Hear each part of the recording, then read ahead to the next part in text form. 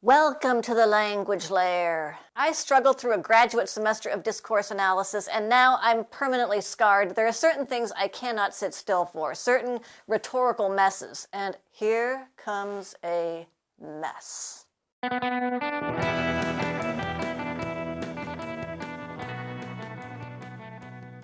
Okay, Snowflake votes blue in San Francisco, and then this happens to her.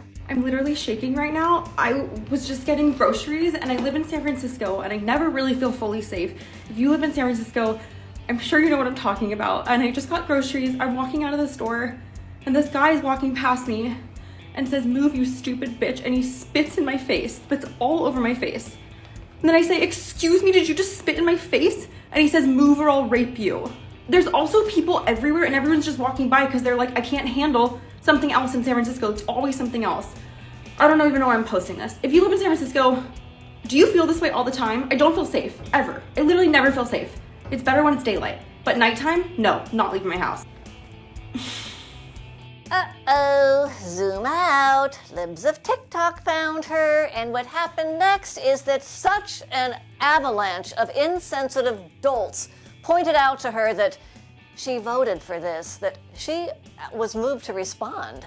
I am receiving so many comments and comments on my other personal pages about how I deserved this because I voted blue. But all of these videos are basically saying that I deserved this because I live in a liberal city. My experience as a woman, regardless if you vote red and I vote blue, if you vote blue and I vote red, no one deserves to be assaulted or harassed in the street. My experience that as a woman, if this man was to actually have sexually assaulted me, I really truly hope in every single cell in my body that the internet right now would not be telling me it's my fault because I live in a liberal city and I voted blue. Now, what's nice about this unsubstantiated, repetitious approximation of self-parody is that it's a great demonstration of the difference between an argument and an assertion. In an argument, you present evidence for that thing that you say. For instance, you can argue that the world is round by showing photographs, as satellites from outer space, or by observing the sunset from two different elevations, or watching a ship sail over the horizon. Whereas with an assertion, you don't present any evidence, you just claim something as a fact. So yes, she voted to subject the citizens of San Francisco to a demoralized, restricted, shrunken police force while freeing criminals and nut jobs to roam the streets, but that doesn't mean that she's not entitled to live in a safe and sanitary environment. Now, there might be a counter-assertion to that, something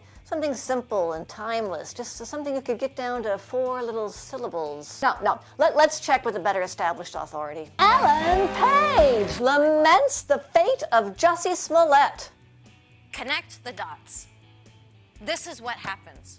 If you are in a position of power and you hate people and you want to cause suffering to them, you go through the trouble, you spend your career trying to cause suffering. What do you think is going to happen? It sounds like she thinks that if you empower a tyrant, you're going to have to live with a lot of guilt, a lot of responsibility. They seem to agree. Now, by empower a tyrant, they would mean vote for Donald Trump. And the consequences would be that successful, highly paid, enviable by 99% of standards, Hollywood actor Jussie Smollett was tragically forced to hang a noose around his own neck and blame it on some imaginary MAGA Republicans because no actual MAGA Republicans would step up to the task. Tragic. So in the end, we have 2 opposing assertions. One that you don't have to live with the consequences of your actions, and the other that you do. At this point in the back and forth, what you do is you pick the assertion that you find to be self-evident. So, yeah, Snowflake, if you acted to give free rein to spitters in your neighborhood, what do you think is going to happen?